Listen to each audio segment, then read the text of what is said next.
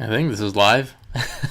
What's going on, guys? Dave from Wake Up. It's football. Bringing you guys a little casual live stream, discussing some Aaron Rodgers news, some free agency news. So for those who would like to chit chat, this is just going to be kind of a casual thing and kind of a solo thing today. So we're going to start, and I'm just going to also make sure that everything's running smoothly here, because this is actually the first time I'm doing this through YouTube. So maybe if everything goes smoothly, we can do this even more. So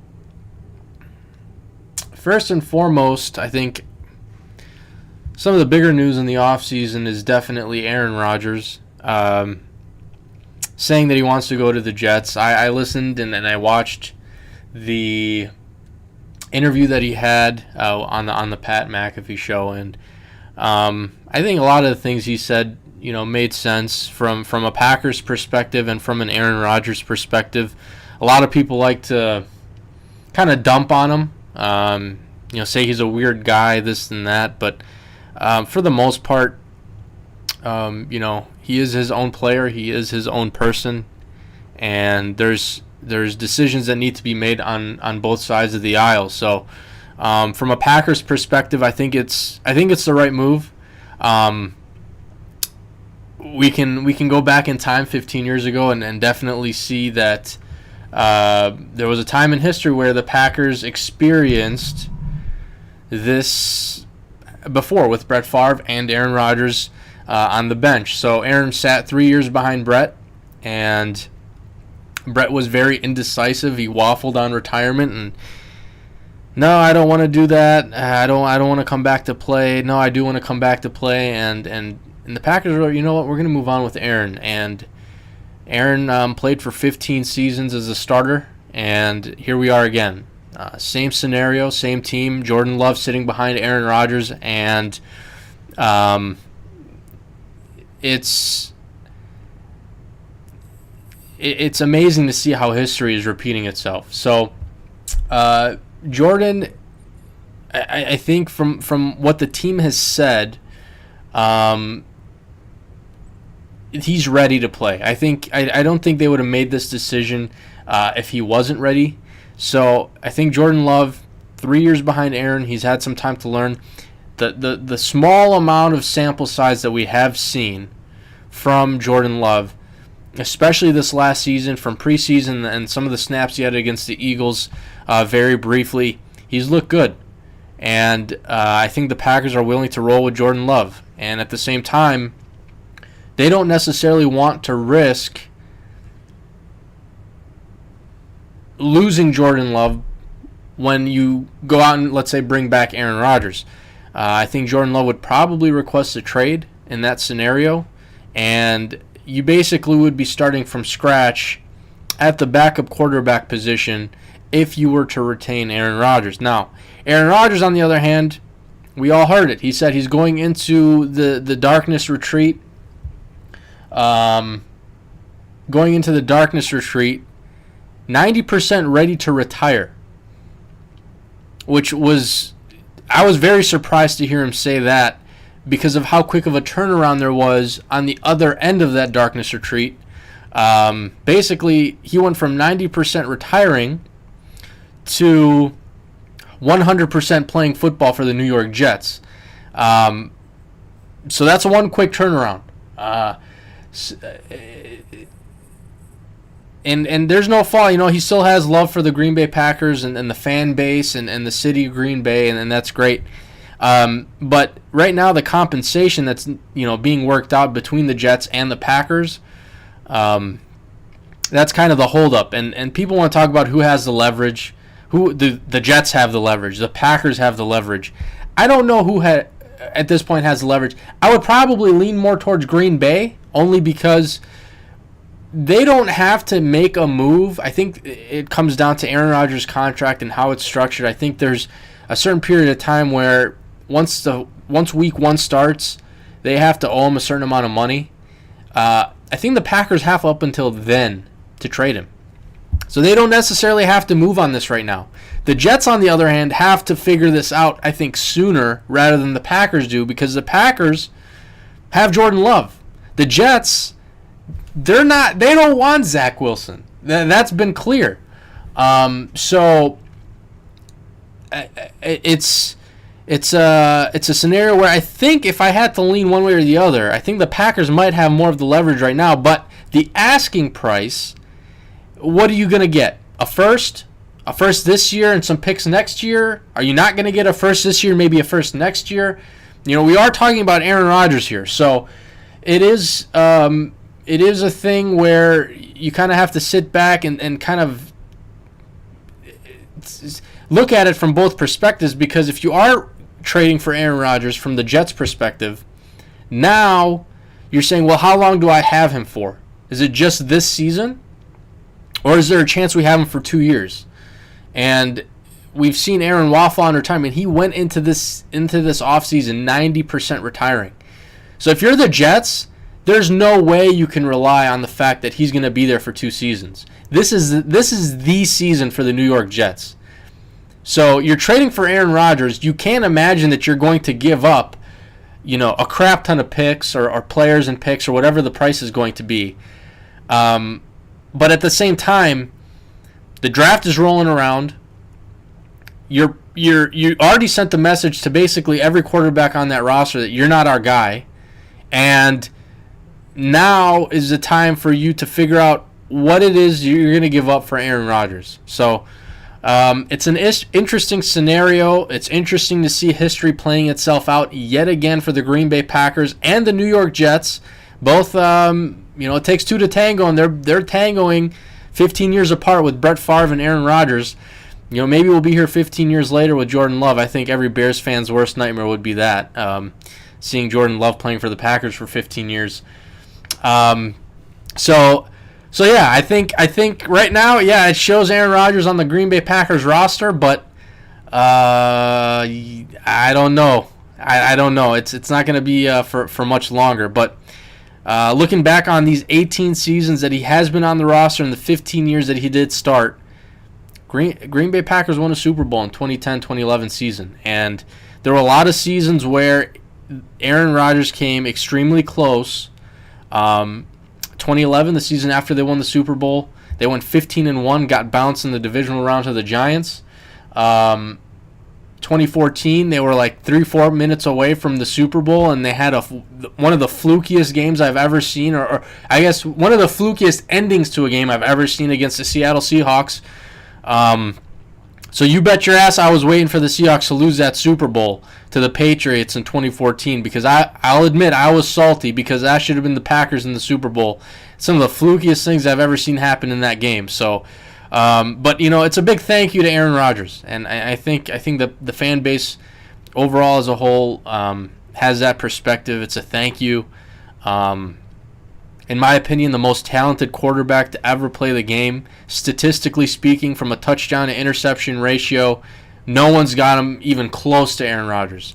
So if he does go on to be traded to the Jets and he, has another season in the NFL, I wish him luck, but I'm not expecting the Packers to go to the Super Bowl. But if by some miracle they do and the Jets are there, ain't no rooting for Aaron Rodgers at that point. But yeah, hopefully they figure out compensation between the two teams, and we can figure that out. So we're seeing some comments trickle in here. Mr. Shock, Syndex, what's going on, man? Let me read this one here.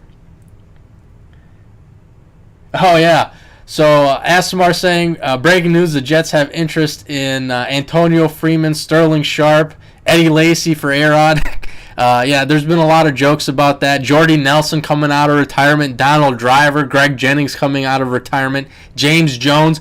Why don't you just sign all the Packers' old receivers? Let's get them all on the team. Let's get them to the New York Jets.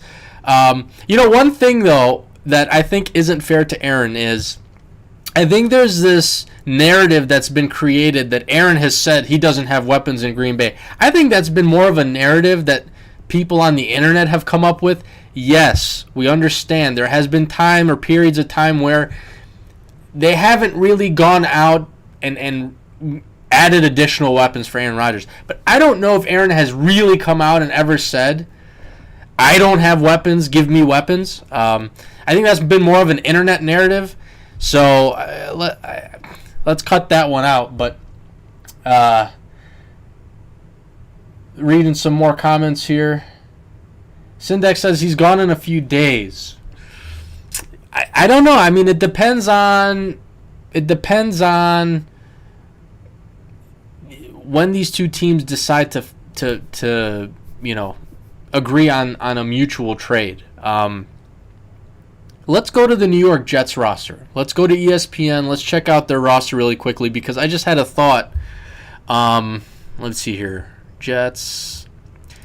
Because not only can you consider draft picks for Aaron, but you can also consider players. And some players that come to mind, let's go to the Jets roster here. Is Elijah Moore a possibility? Look at this. They already added Alan Lazard to the roster here, but Elijah Moore, 2 years in the league. I think he saw his playing time cut a little bit last season. I don't think he was very happy with the Jets. Is Elijah Moore a possibility? Look at this. 2021 second-round pick, top of the second round, just outside of the first. Is it possible that he would be included in a trade for Aaron Rodgers, along with some draft picks or compensation there? I think it is possible. Additionally, is there any maybe pieces on defense the Jets would part with for an Aaron Rodgers trade? Quinnen Williams, I think, is a solid D tackle that I don't know if they would part ways with. A lot of people forget about C.J. Mosley, man. He's been good, and he's kind of gotten lost in the sauce there in the New York Jets team just because every season they're not very successful, and you just don't hear about him. Sauce Gardner, heck of a pick for them last year. Yeah, I don't know. I mean, if you guys can think of anything, what players and scenarios besides draft picks for Aaron Rodgers, throw them down in the comments. I'd be curious to see what you guys think. But more comments trickling in. Mr. Shock says, Elijah Moore I could see. I think Elijah Moore is a possibility in a trade scenario there. The Green Bay Packers need to add additional weapons. Losing Randall Cobb isn't much of a loss, but I think you could fit. What is Elijah Moore's? Isn't he a slot guy? I mean, 5'10 at 178. I think that's a slot receiver. That's the size of a slot receiver. Stick him in at slot. You got Christian Watson on the outside. You got Romeo Doubs on the other side. Who knows? Maybe they add another weapon in the first round. Now, if the Jets hypothetically do add, let's say, pick 13 to this trade, and they decide to part ways with that pick. If we look at the drafts, where's the draft board here? The Jets are at 13. At 13. The Packers are at 15. Is it a possibility if the Packers were to have picks, let's say 13 and 15, they go with a guy like Michael Mayer, potentially, or they go with a guy like, who knows? I mean, maybe Quentin Johnston is still there. Maybe Jackson Smith, I can never pronounce his last name, is still there. These scenarios are very valid, I think, for the Green Bay Packers, but do they go out and address those positions? I think before they address a wide receiver, they need to address a tight end. There is nobody there. And the Packers have been absolutely desperate at the tight end position for years. Since Jermichael Finley broke his neck or whatever he did to his neck, they haven't had a very solid a tight end in a very long time. Robert Tonyan had kind of a decent season a couple years ago. Then he got hurt. But there's really nobody at tight end. So I think the Packers, I mean, I have not watched the tape on Michael Mayer yet. Is it Mayer or Meyer? Maybe I'm pronouncing it wrong. I don't watch college football. And for the reason that I don't watch college football is because, for college football fans, there's people who are players that you get enamored with. There's guys that you'll watch all season, you hear about, oh my goodness, this guy's going to be, and then he turns out to be a stinker in the NFL. That's one reason why I don't watch college football. Another reason is, I don't know, I just never got into it. Too many teams, this and that. I wait for the end of the season to look at the list of players and start doing, I like the eyeball test. I like to watch and see what is his play telling me on the field. Then you do some research, injury history, how does he do in interviews, where does he come from, who are his parents, all that kind of stuff too. How is he academically? All that stuff you take into consideration, but at the forefront is, what does the tape tell you? Okay, and I haven't watched too many players yet. I'm gonna get to comments here. Seeing a lot of comments trickling in. Cubone, what's going on, man? It's been a while. Cinedex, what do you think about the Jets' O-line? Aaron Rodgers has always had a good O-line. Not sure how well he does without one. I'll be honest, I'm not too familiar with how the Jets roster is configured or how well they play. So offensive line play, I'll be honest, okay, let's take a look at their O-line.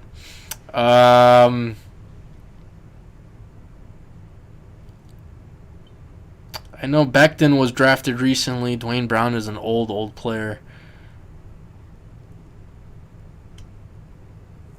Yeah, I don't know. That's a good question. Maybe they address that in the draft. That's a good question though. They would have to shore up that line, because Aaron Rodgers without an O-line is going to look a little bit. Watch this headline. They trade for Aaron Rodgers the first 4, 6, 8 games to start the season. They're like 3-5. What's going on in New York? You trade for Aaron, and it's a disaster because they don't have an O-line. It's a possible story. It's possible. You never know. More comments.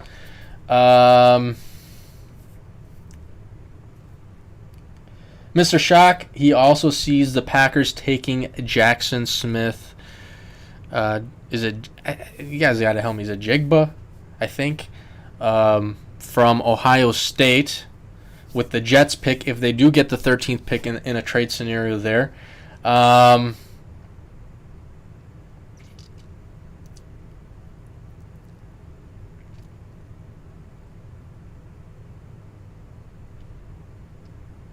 How do the Packers look at edge? I assume edge rusher.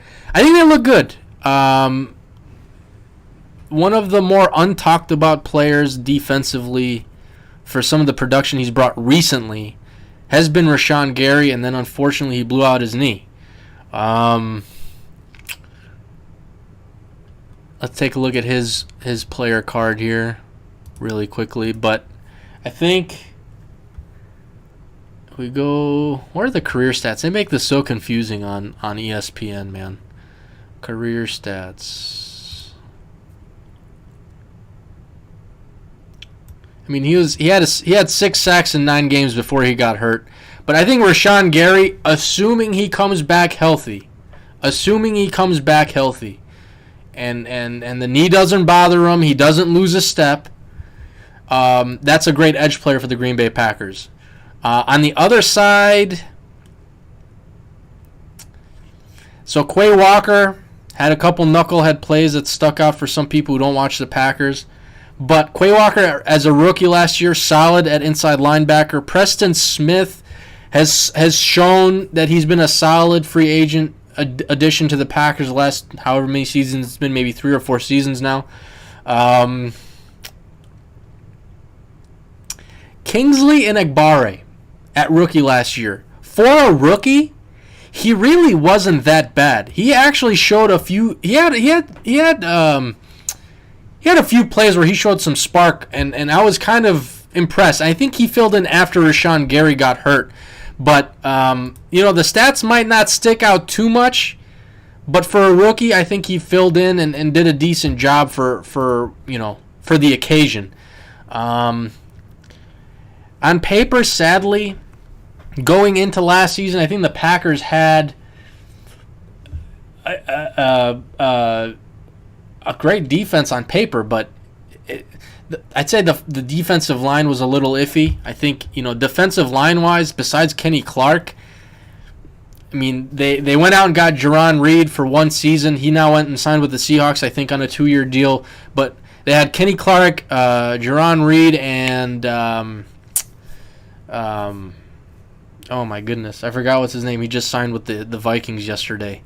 Dean Lowry. Dean Lowry's on the Packers for quite some time, but that's not exciting. That's not gonna do much for you. They drafted TJ Slayton a couple years ago. I think it might have been in like the 3rd round. He hasn't really seen the field much. They drafted Devontae Wyatt out of Georgia last season in the 1st round. He didn't really do too much. I think we saw him later on in the season on a handful of plays here and there, but he didn't do very much. I'm really hoping that wasn't a wasted 1st-round pick, but it's very possible. So 8 solo tackles, 7 assists for 15 total tackles, and 1.5 sacks with 1 forced fumble. So Devontae Wyatt is going to have to really step up if they want this defense to get where it needs to be. So I'm curious to see where they go in that direction defensively, but I think the D-line needs a lot of help there. Taking more questions, and you guys feel free, get me off of the Green Bay Packers. We don't have to talk about Packers all day long. We can talk about other teams. We can talk about free agency, that sort of thing. Njigba.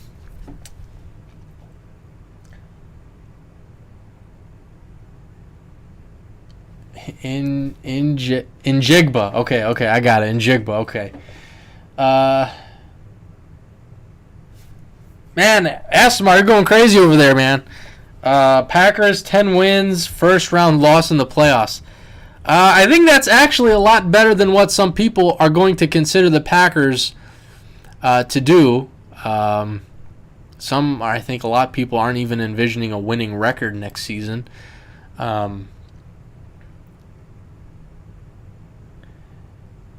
Who wins the NFC South?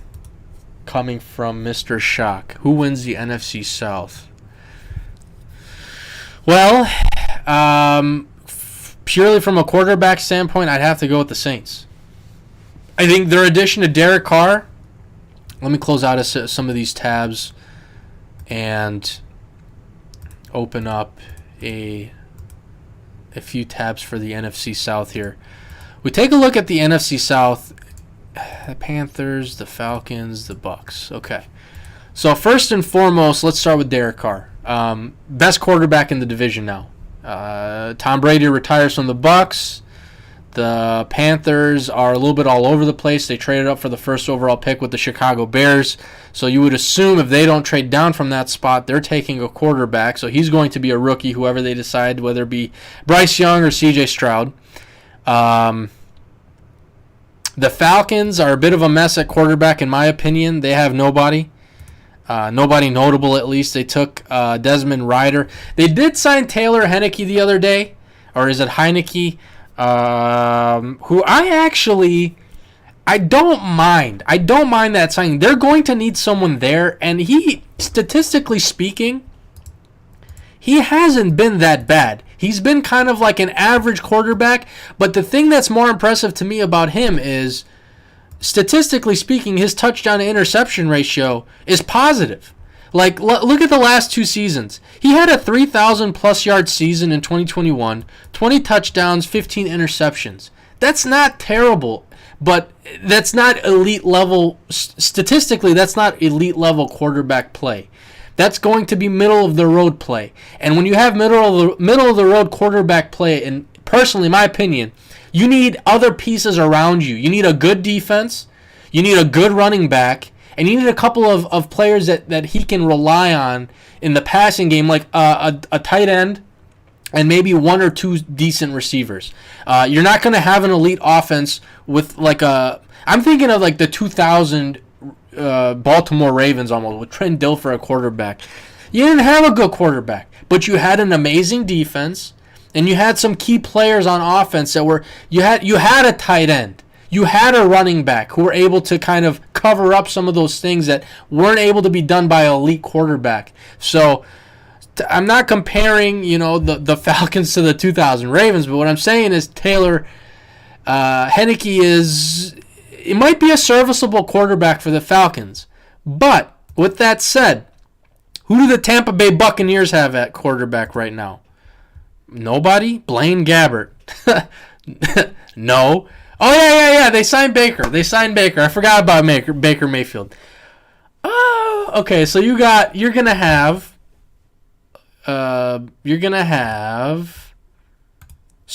Bryce Young or C.J. Stroud in Carolina, most likely, unless they trade out of that pick. You're gonna have Baker Mayfield for the Buccaneers, maybe Taylor Heineke for the Falcons, and then Derek Carr for the Saints. And I like Derek Carr the most out of those four. From a weapons perspective, let's look at the Saints roster. They just added Jamal Williams. They have Alvin Kamara, who is facing some legal trouble. You don't know if Alvin Kamara is going to even start or play next season. We don't know his situation, which is probably why they went out and got Jamal Williams. But at receiver, if Michael Thomas comes back and he's healthy, and you add Chris Olave to that, that's a team to watch out for. And they still have a weird utility weapon in Taysom Hill. I don't know, man. I kind of like the Saints and what they've been able to go out and do, adding Derek Carr. So I think best team right now could be the Saints, offensively speaking. But curious to see what the Panthers do if they stay at 1. C.J. Stroud or Bryce Young. If we want to get into that conversation, I think I'm going to now, only because those are two guys that I have watched tape on. So if I were to take, let's see, I don't know these grades, 95 and 93. This is according to ESPN. You'd have to look into all the details and whatever. If I'm taking one or the other, from what I saw on tape, okay, I didn't watch every single game of every single season they ever played, I would maybe lean towards C.J. Stroud. Bryce Young came off a little on the shorter side to me. And one thing that set them apart, in my opinion, watching the tape, comparing the two, I think C.J. Stroud's arm is stronger. And I did see some throws that were made downfield that Bryce Young underthrew in some games, where C.J. Stroud almost sometimes overthrew. And if I were to have one or the other, I think I would rather have a guy who overthrows than underthrows. It tells me that his arm is stronger. C.J. Stroud also a little bit more of a pocket passing quarterback, not as much of a mobile quarterback like Bryce Young. I did see Bryce Young more of a mobile guy, more of a player who is willing to scramble outside of the pocket and not maybe extend the play and run the ball, which he did, but sometimes extend the play in a sense where he would run out of the pocket, establish his feet, still set his feet outside of the pocket, and then make a throw. But from what I initially saw on tape, I think I would lean more towards Stroud than I would Young. That's just me. That's what the tape told me. I could be totally wrong. But assuming one of these two guys goes to Carolina, you have a rookie at quarterback. There's going to be growing pains. It's not going to be, some sort of anomaly like maybe the Steelers had with Ben Roethlisberger in 2004 or 5 or whatever it was, and he stepped in and maybe that wasn't even his rookie year. I can't remember. Maybe it was his second year. But there's going to be growing pains with a rookie quarterback, and it's not going to be all sunshine and rainbows in Carolina, I think, this next season. So very, very iffy is going to be the Falcons, what they decide to do at quarterback. From a weapons perspective, Tyler Algier was a rookie last year. He I think produced a little bit for them. Drake London, I think, with top 10 pick last year. Kyle Pitts, they have weapons. I think they're going to need to find a consistent quarterback. So I'm going to lean towards the Saints to answer that question. I know it was very long, very long and branched off, but that's my 2 cents on the NFC South. Syndax asks, what do I think about Jordan Love? I'll backtrack to the Packers in a second. Let me just see if there's any other questions, because I did start off on the Packers for quite some time. So we've been live for 30 minutes. Let's see if maybe I can go for another 30. I think an hour might be solid. Just to do a live stream, hang out with you guys. It's been a while. Maybe I'll do more of these more often. And you know, because I miss talking football, and I miss talking to you guys, and I like to see that you guys are still here. So I'll get to the Jordan Love question in a minute. Asamar, NFC has no stud QB1, perhaps the Eagles. Maybe you meant the NFC East there. Cubone, does Calvin Ridley make Jacksonville number one offense next year? Number one offense in the league, I'm assuming, is your question. That's a tall task. Let's close out of some of these NFC South tabs, and let's go to, don't forget, I didn't forget about Jordan Love question. Let's just go to the Jacksonville Jaguars real quick, and then I'll get to Jordan Love. Jaguars. So you got Trevor Lawrence there. Where the hell is the roster? Here it is. Trevor Lawrence at quarterback. Snoop Conner, Travis Etienne at running back. Marvin Jones is old. Christian Kirk. Calvin Ridley. The thing is, with Calvin Ridley being out for some time, you know, you wonder if there's any rust. I don't know. Tight end Evan Ingram. I think he had didn't he have a decent season last year? 766 yards for 4 touchdowns at tight end isn't bad. Number one offense, I'm going to say no. I think there's still other teams that are going to compete for that title. I think, you know, as long as Patrick Mahomes is throwing and slinging, I think, you know, you've got teams like the Chiefs who can be explosives. You got the two teams that were in the Super Bowl can be explosive. The Eagles, the Chiefs. But it's an interesting thought because the talent that the Jaguars have is very young. So there's a lot of promise there, and there is a lot of potential there. Assuming Calvin Ridley comes back and plays like his potential, you know, where his potential is, I think the Jaguars are going to make more noise this year than they did last year. They second part of that last season where they started winning and winning. Let's look at their schedule quick. I know the first half of the season they started out rough, but then the second half of the season, as you can see, they went on a winning streak and made the playoffs. Did they win the division? Is there a standings anywhere? I don't go on ESPN as much anymore. Yeah, they won the division last year. The division was doo-doo, but they won the division. So I think I can see them doing that again this year. A lot of question marks with the rest of those teams, I think. So I'm going to say no to number one offense, but I like them to be. I like them to make some noise next year. I'm going to go to the Jordan Love question now, and then we're going to read off a couple more. Mr. Shock says, I like Bryce Young. Stroud is more pro-built for sure. Asamar, Anthony Richardson is the best quarterback in the draft. I have not watched Anthony Richardson, but something tells me he's not going to be good in the NFL. I just don't know what it is yet. I have to watch the tape. There's a lot of guys who stand out at the combine, who put up crazy numbers at the combine, and then nothing happens. So I'm gonna wait on that. I'm gonna have to. I'm not gonna comment on Anthony Richardson because I have nothing to comment on. I haven't watched the tape. I haven't formulated my opinion. NFC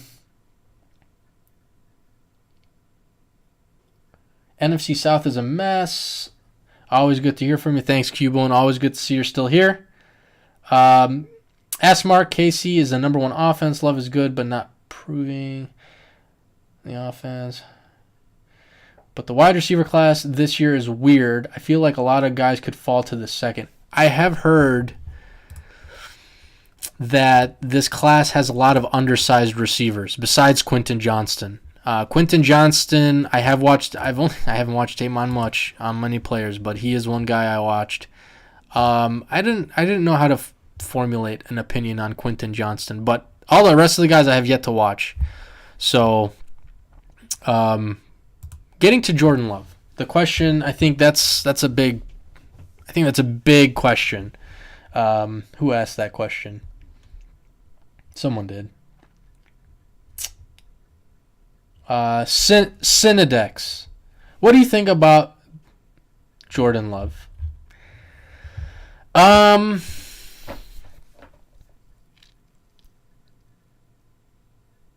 Obviously, the first thing that most people are going to say is he's unproven. I did sit down and watch some of his college games when they drafted him 3 seasons ago now, 3 drafts ago. And what I remember from watching his tape was this. He had a strong arm. I felt like he could make a lot of throws. And I think that's why they liked him. The one thing that I thought was a big con, and I'd have to go back and watch. I think that's one thing that I should do. But he's had 3 years in the league now to sit behind Aaron and learn and get some NFL experience, get some NFL reps. His decision-making in college and some of the throws he'd make that maybe were made in traffic or the ball was intercepted because the throw was bad or whatever it was. That was one thing that stuck out to me on one end and the other. Strong arm can make the throws. I think he can make the throws. Decision making was the con.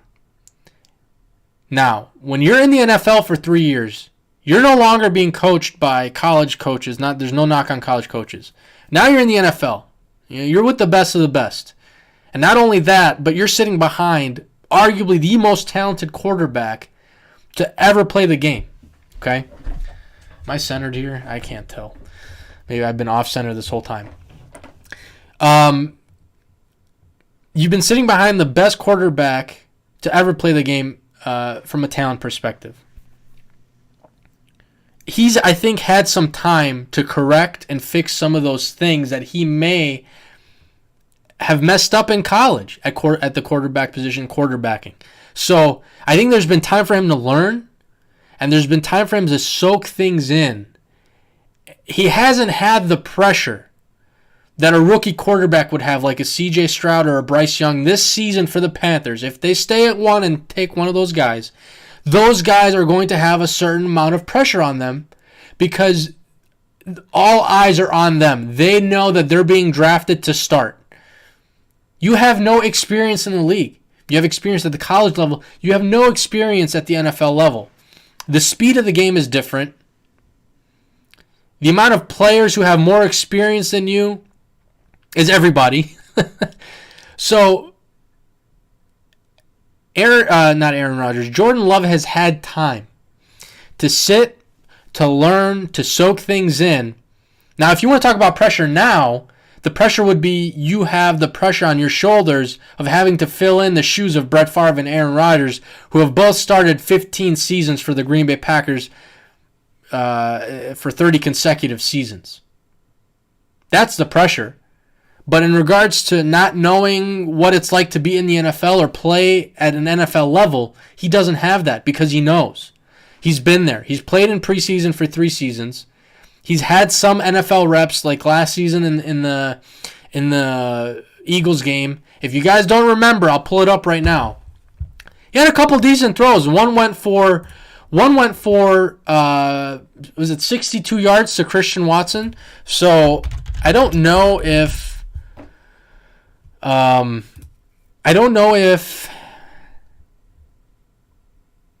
this is going to be too loud, so I'm going to try and make sure that it's not. I'm going to turn this down just in case. It might be this play, I'm not sure. But and this connection this quality isn't really good. It might take a second here, but oops. He showed promise. Like, he's throwing balls on a tight rope. There's a ball to Alan Lazard. Here it is. Here's the Christian Watson touchdown. I mean, yeah, Christian Watson was relatively open, but sometimes, I mean, he got the ball to where it needed to be. We'll play this one more time, right? We'll play this one more time. Okay. Let's take a look at it. We'll pause it right here. So, Christian Watson looks like right here, almost lined up in the slot, it looks like. And he's going to come up and kind of, he's doing kind of a in route almost, or whatever that route is called, the slant. That's not a slant, but he kind of goes up and in towards the middle of the field. This cornerback doesn't really follow him very well. There's separation or there's space that's left. It allows Jordan Love to kind of sling it in there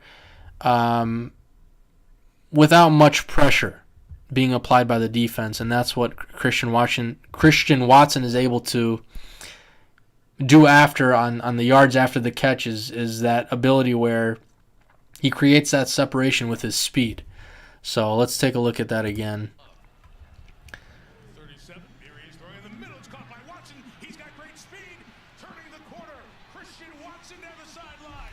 So I mean, I'll keep playing this in the background while I'm talking here, but I think there's some promise here, and I don't think that they would go in a direction where if Jordan Love wasn't ready, I think they would be. I don't know. They might bring Aaron back, but I think that they've come to that fork in the road where it's like, if we bring Aaron back, Jordan's gone, and then we're starting from ground zero at backup quarterback. Aaron's probably gone the year after this, and we're gonna have nobody. We've groomed Jordan Love for 3 years. We can't afford to let that go. And we think he's ready to play. So I think the best case scenario for the Green Bay Packers was Aaron Rodgers doesn't retire and Aaron Rodgers gets traded to a different team. Why? Because now you're getting compensation back for Aaron.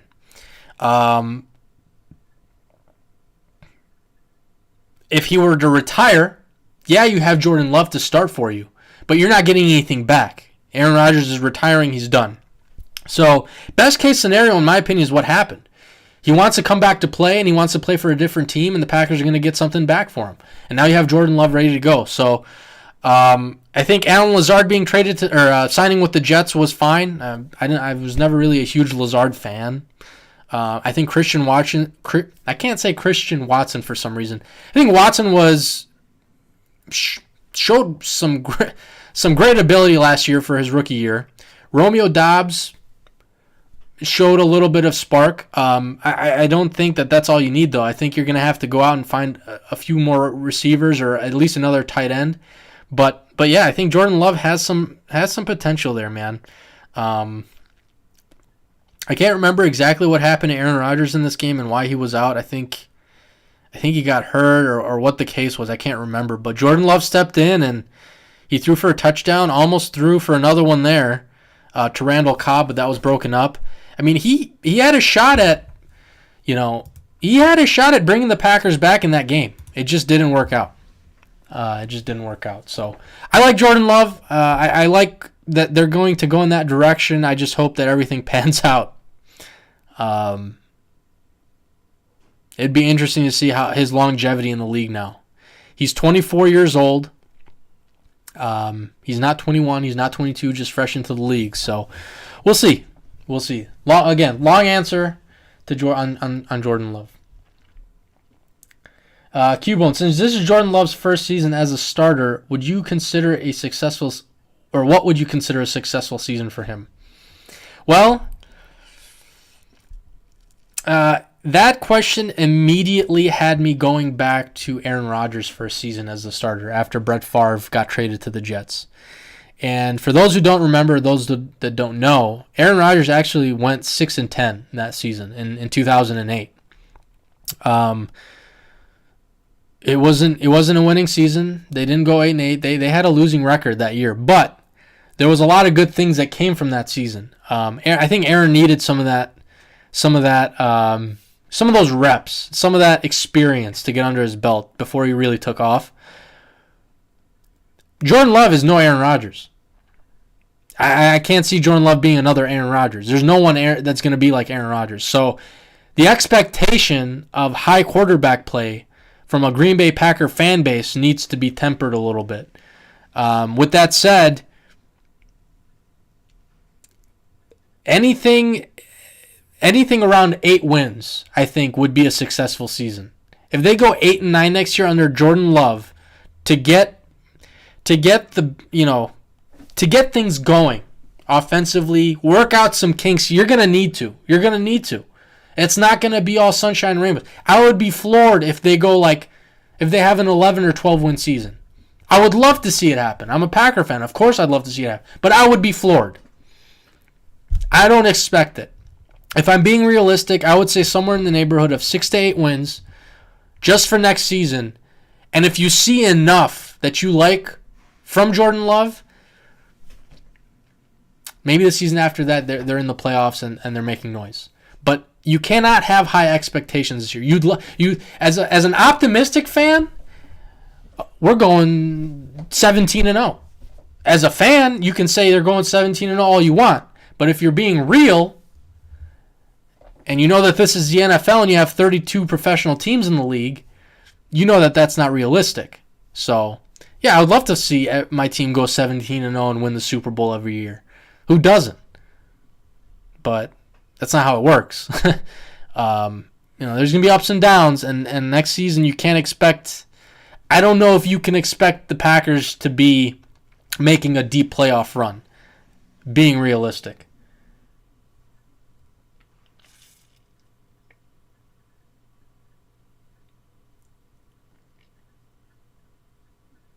Mr. Shock asks, how short do you think his leash is to succeed? Not for the fans, but with the front office. How short is his leash?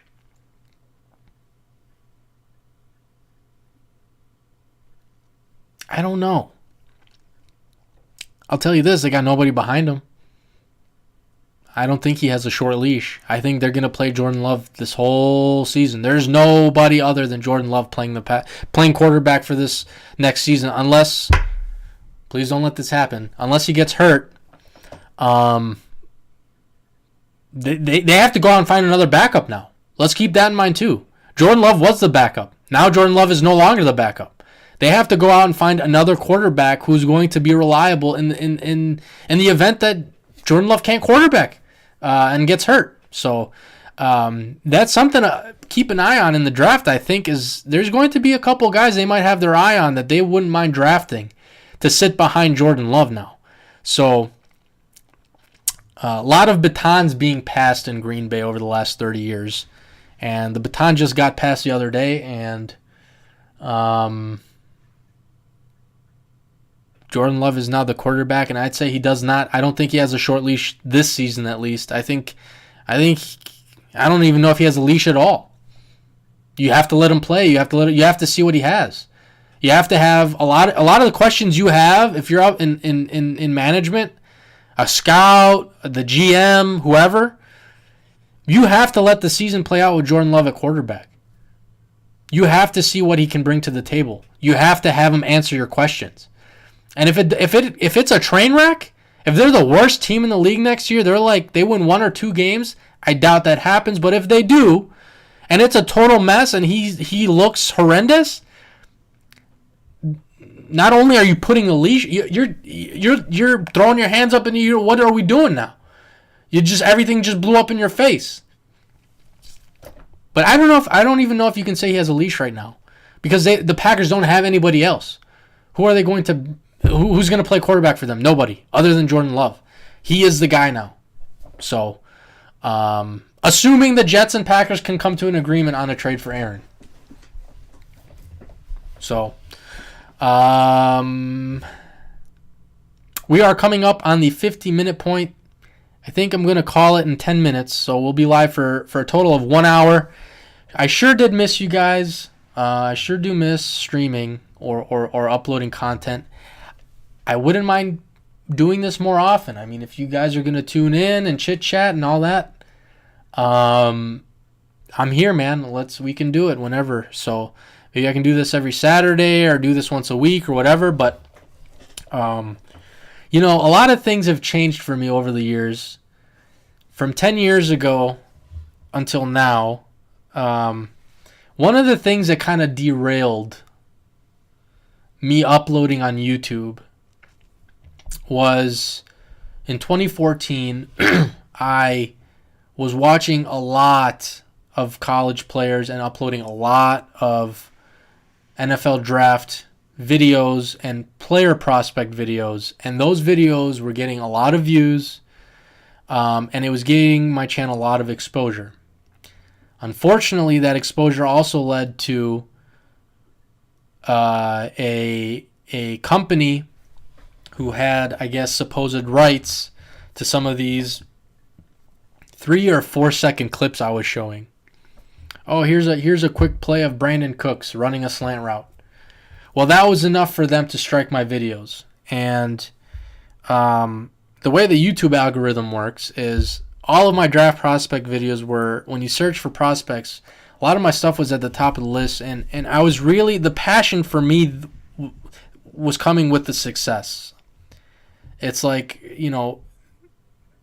people wouldn't comment and like and all this stuff and engage in conversation if some of the information out there that you're putting out there wasn't relevant.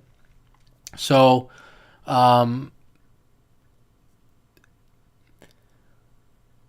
So I was putting all these videos out and everything was going great, and it's 2 weeks before the draft, and a bunch of my videos get struck. And at the time I was partnered with SB Nation, and they were able to talk to that team, and they basically told me to put all my videos set to private that have any game tape in them. And that screwed up everything. And then, not to get to a different subject, but that same week my mom passed away. So that week was, the saying when they say it rains, it pours. That kind of knocked the motivation out of me. I'm going to be honest. It's like I can't produce videos the way I want to anymore. Even, it's amazing to me that some people will upload a whole music video, a whole song, a whole game, and put ads on it, and nobody says anything. But as soon as I was putting maybe 3 or 4 second clips of one single play or another play here or there to show people what I was talking about, oh, look how this guy's rushing the passer, look how this guy's catching the ball. They saw me, from what SB Nation told me, they saw me as a direct competitor. So I didn't really get help from SB Nation in regards to figuring out how to put game tape into videos. And I don't know, it just kind of knocked the wind out of me with all the other things going on in my life at the time. So I kind of lost some motivation. And then I graduated college. I got a big boy job. I got a job, that pays decent or whatever. And I kind of just gradually stopped uploading. So that's kind of where I've been. Now I'm married. Been married for coming up on 4 years. I bought my own house. I'm married. And the motivation never came back. And I don't know what it would take for me to get my motivation back 100%. I don't know if it ever will. Maybe it will, maybe it won't. I don't know. But I'm still here. I'm still uploading, and, well, not still uploading, but I'm live with you guys. But I can do this maybe weekly. Maybe I can carve out some time and find some time to do it. If you guys are here and you guys are willing to chit-chat with me, talk some football, I'm all for it. Hey, what's going on, Tomahawk? Wake up. Wake up, it's Football Army Never Dies. I know, man. It's good to see you guys still here. It's a good feeling knowing you guys have been around for so long. So I appreciate it. Syndex says, I think you can do it if you try again now. I think it's possible, yes, but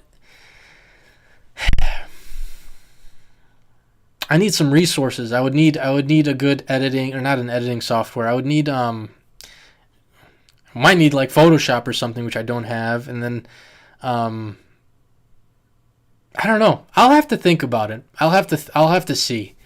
I'll have to see if I can conjure up that motivation again that I once had, because it really knocked the crap out of me. I did upload more stuff in 2015 and stuff in 2016 on prospects, and this, it just didn't feel the same. And I feel like to really emphasize your points on when it comes to scouting, like if you're seeing something specific in a play or a player, like I want to show that. Like I want to be able to show you what I'm seeing, to express this is good or bad. and I wasn't able to do that, anymore. So they kind of knocked that out of me, and they copyright this and that. It's like, dude, I used 3 or 4 seconds of a play, man. Cut me a break, dude. But I'll see.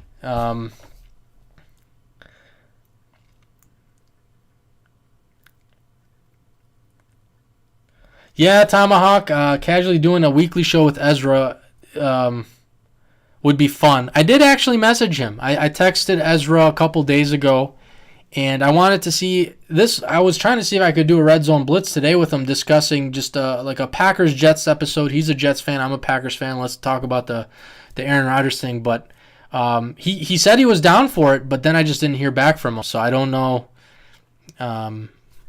So I just decided to go live and do this solo today. But if the opportunity does present itself and Ezra does want to jump on, we could do that too. We could do a Red Zone Blitz.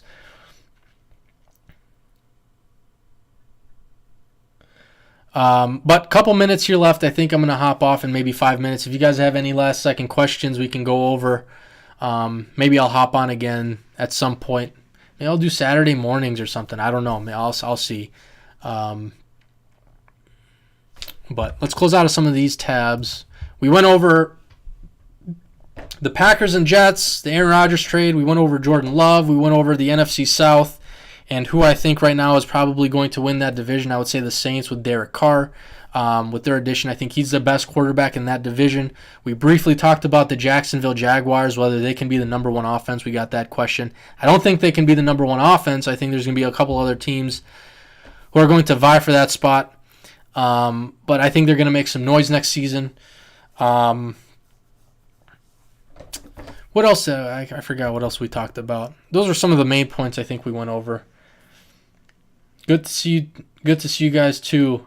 Mr. Shock and Tomahawk, I appreciate you guys tuning in. I appreciate you guys all tuning in.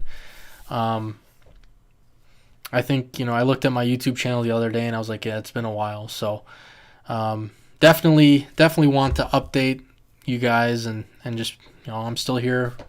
Can definitely talk some football. What team surprised you the most last year? All right, last question.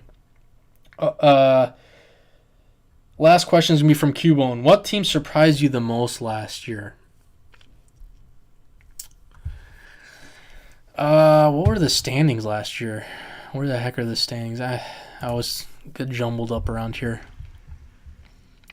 Team that surprised me the most. I think then the Dolphins come out to a hot start and then dwindled off. I almost want to say the Giants or the Jaguars. I think those are the two.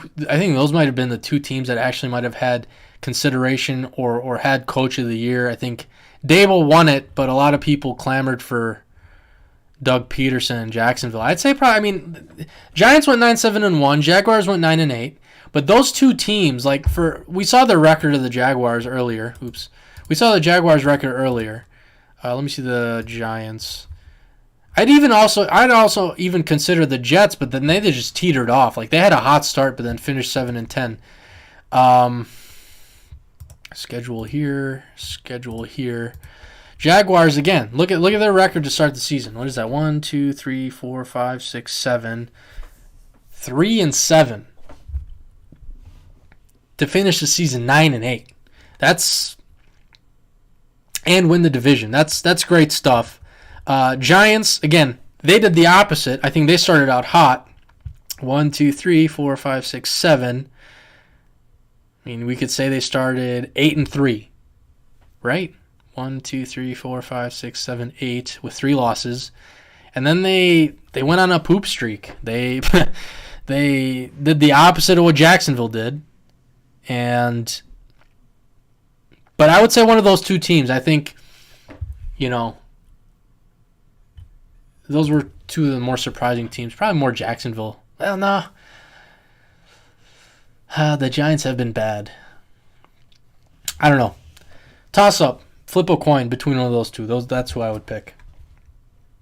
Oh, yeah. Seattle, too. Yeah, so Mr. Shock says Seattle. Denver surprised in the opposite direction. I would agree with that. Denver was probably the most disappointing team of the season last year. Seattle, you know what?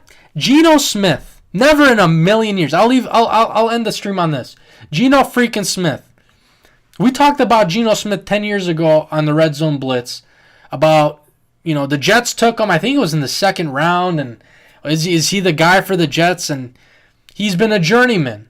He's been not good. So never in a million years would I have expected him to have the season that he had last year, and for Seattle to put that much trust in him and ship Russell Wilson off. He had a remarkable year last year. Got them into the playoffs, and then he signed a big contract. So good for him. Whether he replicates that success this next season, I don't know. But Seahawks another team. I would agree with that. And then they're all in the same area record-wise. 9-8, 9-8, 9-7-1 for those three teams. But yeah, that's gonna do it for me. Yes, Geno Smith wasn't an infamous, terrible quarterback class. E.J. Manuel, Matt Barkley. I think the best quarterback now. I guess you can say Geno Smith might have turned out to be the best after that whole last season. Might have salvaged that whole draft class for who's the best quarterback in that class. But wasn't Mike Glennon in that class too? At one point, I would have said Mike Glennon was the damn best quarterback out of that draft. But, yeah, I would say now it's Geno Smith. I think he took the reins. He took the crown for that draft class after last season. So, appreciate you guys tuning in. Today we did the stream solo. If you guys want to see more of these types of streams, let me know in the comments below. I'd be willing to do it. Appreciate you guys tuning in. Love seeing all the old names. Cubone, Tomahawk, Cinedex, Shock, all you guys. Astamar, appreciate you guys tuning in, throwing down your comments and questions. Maybe I can try and figure out if I could do something with Ezra, do a Red Zone Blitz. I don't know. See if I can get a response out of him. Not sure. But thank you guys for tuning in. And hopefully this won't be the last one. Maybe I can start doing something maybe weekly or bi-weekly or something. We'll figure it out. But appreciate you guys. That's going to do it today. I'm out.